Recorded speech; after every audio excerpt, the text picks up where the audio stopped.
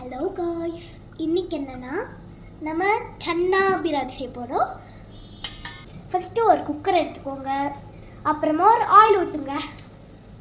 ஊற்றிட்டு அது கொஞ்ச நேரம் அப்படியே மீடியம் ஃப்ளேமில் அப்படியே வச்சுக்கோங்க. நல்லா இருக்குல்ல? இப்போ என்னென்னா ஆயில் ஊற்றிதுக்கப்புறம் பட்டை அப்படி லீஃபு அப்படியெல்லாம் வரும்ல, அதெல்லாம் போட்டுக்கோங்க. சீரகெல்லாம் போட்டிருக்காங்க, பட்டை லவங்கம் அதெல்லாம் போட்டிருக்காங்க. நல்லா வேகுது இல்லை காய்ஸ்? இப்போ நாம ஆனியனில் போட போகிறோம். எல்லாம் போட்டுட்டு இப்போ ஆனியனு மீடியமாக ப்ரௌன் ஆற வரைக்கும். இப்போ அந்த ஆனியன் கொஞ்சமாக மீடியமாக ப்ரௌன் ஆயிருக்கு. இப்போ ஜிஞ்சர் கார்லிக் பேஸ்ட் போட்டுக்கோங்க. நாங்கள் அரிசி வச்சுருக்குறது நல்ல ஃப்ளேவர் ஸ்மெல்லுங்க. இப்போவே ஒன்றும் கொஞ்சம் கூட குடிக்கல, ஆனால் ஸ்மெல் வருது எங்களுக்கு. இப்போ சில்லி பவுடரோ அப்புறமா மிளகாய் தூளும் போட்டுக்கோங்க. நல்லா மிக்ஸ் பண்ணிக்கோங்க. இப்போ டொமேட்டோ வச்சுக்கோங்க. நாங்கள் வந்து 3 டொமேட்டோ எடுத்துக்கணும். கரெக்டாக இருக்கும். அதுதான் எங்கள் அம்மா பேரு வந்து ராதா.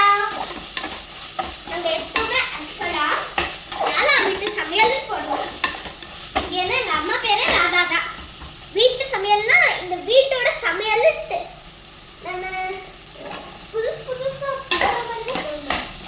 இப்போ நல்லா சாஃப்டா இருக்குல்ல?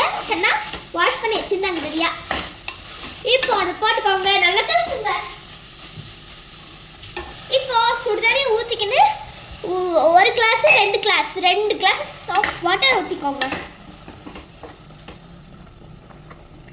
சமையல் பிடிச்சிருக்கோம். நீங்கள் லைக், சப்ஸ்கிரைப், கமெண்ட், ஷேர் பண்ணியே ஆகணும். ஓகேவா? ஓகே சொல்லிட்டாங்க காய்ஸ். ஃப்ரூட்ஸ் அடி நாங்கள் ஃபுல்லாக ஸ்டவ்வில் வச்சுருந்தோம். அதை இப்போ ஊற்றிக்கணும். இப்போ கலக்கிக்கலாம். எங்கள் அம்மா டேஸ்ட் பார்க்குறாங்க.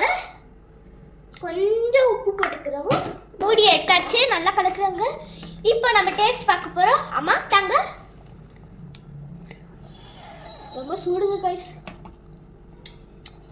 நல்லா இருக்கு காய்ஸ். இப்போ நல்லா வேகுது காய்ஸ். இப்போ நம்ம ரைஸ் போட்டிருக்கோம். சன்னாவை பாருங்க எப்படி இருக்குன்னா ப்ரெஸ்ஸே பண்ண முடியல. நல்லா ஃப்ரீயாக அப்படியே போயிடுச்சு. ப்ரெஸ் பண்ண முடியாது, ஆனால் சாஃப்டாக இருக்கணும். நல்லா ஸ்மெல் வருதுல்ல? நான் தான் சொன்னேன்ல எங்கள் அம்மா செஃப் மாதிரி.